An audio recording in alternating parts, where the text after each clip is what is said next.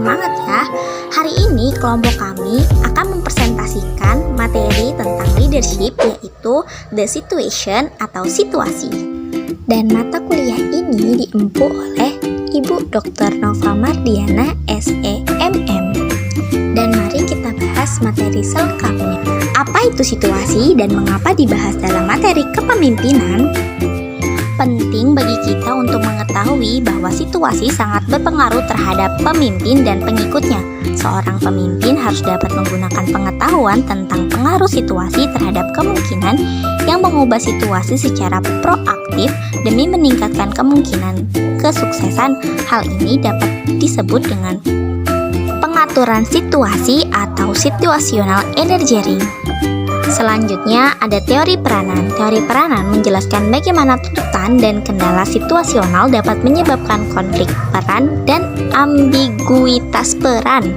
Seorang pemimpin mungkin akan mengalami konflik peran ketika bawahan dan atasan memiliki harapan yang bertentangan tentang perilaku pemimpin, atau bahwa kebijakan perusahaan bertentangan dengan bagaimana atasan mengharapkan tugas yang dilakukan.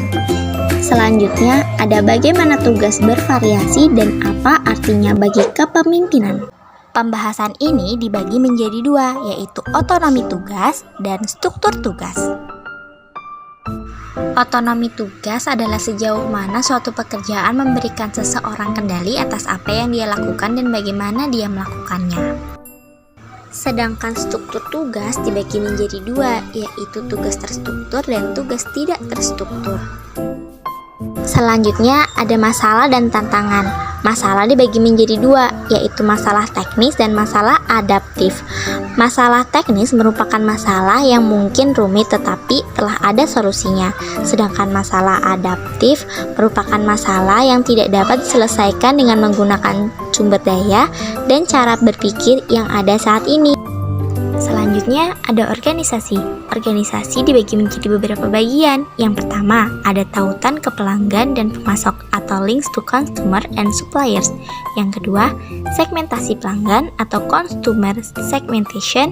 Yang ketiga, skala global atau global scale, inovasi atau innovation, dan yang terakhir, pekerja pengetahuan atau knowledge workers. Berikut ini merupakan penjabaran tentang materinya lebih lanjut. Selanjutnya membahas tentang organisasi formal. Mengapa kita membahas organisasi formal? Karena banyak aspek dari organisasi formal memiliki dampak mendalam pada kepemimpinan. Jadi akan meninjau secara singkat beberapa di antaranya yang paling penting. Yang pertama, tingkat otoritas, dan yang kedua, struktur organisasi. Tingkat otoritas menyangkut tingkat hierarki kita dalam suatu organisasi. Jenis perilaku paling penting untuk efektivitas kepemimpinan dapat berubah secara substansial saat kita menaiki tangga organisasi. Sedangkan struktur organisasi mengacu pada cara kegiatan organisasi dikoordinasikan dan dikendalikan dan mewakili tingkat lain dari situasi di mana para pemimpin dan pengikut harus beroperasi. Struktur organisasi adalah realitas konseptual atau prosedural, bukan fisik. Selanjutnya, struktur organisasi bervariasi dalam kompleksitasnya, yaitu dibagi menjadi tiga. Yang pertama, kompleksitas horizontal, yang kedua, kompleksitas vertikal, dan yang ketiga, kompleksitas spasial. Berikut ini merupakan penjelasan lebih rinci mengenai kompleksitas dari struktur organisasi yang bervariasi. Materi yang selanjutnya yaitu membahas tentang budaya organisasi. Dalam budaya organisasi terdapat beberapa teori atau budaya. Yang pertama budaya klan, lalu ada budaya advokasi, lalu ada budaya hierarki, dan terakhir ada budaya pasar. Budaya yang pertama yaitu budaya klan. Mengapa disebut budaya klan? Karena organisasi yang menekankan memiliki tingkat fleksibilitas dan keleluasaan yang tinggi dan juga berfokus terutama ke dalam daripada keluar. Dikenal sebagai budaya klan karena dalam banyak hal mereka dapat dianggap sebagai keluarga besar. Selanjutnya adalah budaya adokrasi. Budaya ini merupakan organisasi yang menekankan memiliki tingkat fleksibilitas dan kebijakan yang tinggi dan berfokus terutama pada lingkungan di luar organisasi. Itu mengapa disebut dengan budaya adokrasi. Yang selanjutnya adalah budaya hierarki.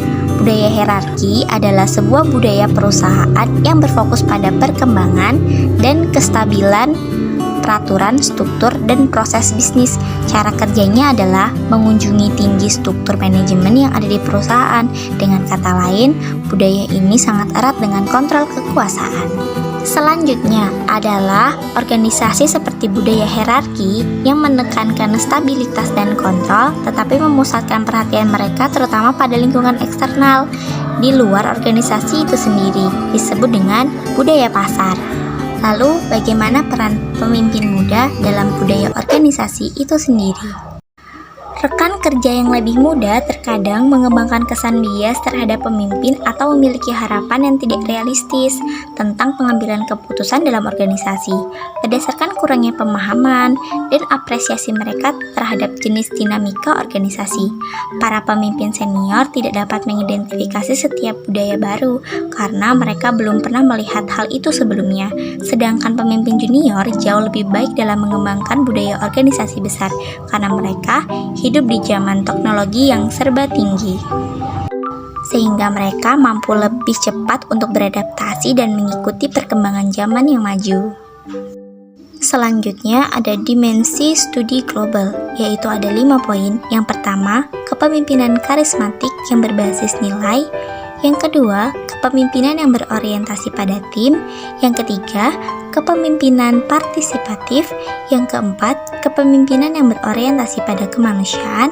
Dan yang terakhir, kepemimpinan yang melindungi diri sendiri dan berfokus pada keselamatan pekerja. Selanjutnya akan membahas apa itu budaya masyarakat. Budaya masyarakat yaitu budaya yang mengacu pada perilaku yang dipelajari dan mencirikan cara hidup total anggota dalam masyarakat tertentu.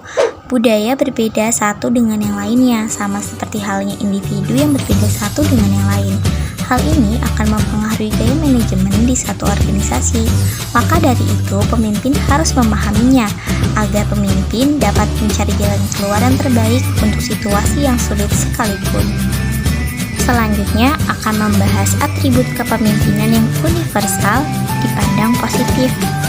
Yang pertama, ada terpercaya, lalu ada jujur, lalu ada sikap mendorong, sikap positif, sikap dinamis, sikap memotivasi, sikap koordinator, cerdas, dan penentu. Kesembilan sikap itu haruslah dimiliki oleh seorang pemimpin agar pemimpin dapat cepat menyelesaikan masalah dan keluar dari situasi sulit sekalipun. Dan yang paling penting, seorang pemimpin haruslah terus mau belajar dan rasa tanggung jawab yang tinggi agar para anggotanya dapat merasa terlindungi dan terpayomi dengan baik, sehingga perusahaan yang dijalankan pun menjadi lebih baik. Nah, itu tadi merupakan bahasan tentang materi The Situation. Baik, bagi teman-teman yang ingin bertanya, silakan langsung tulis di kolom komentar atau bertanya secara langsung. Terima kasih atas perhatiannya. Saya ucapkan Assalamualaikum warahmatullahi wabarakatuh.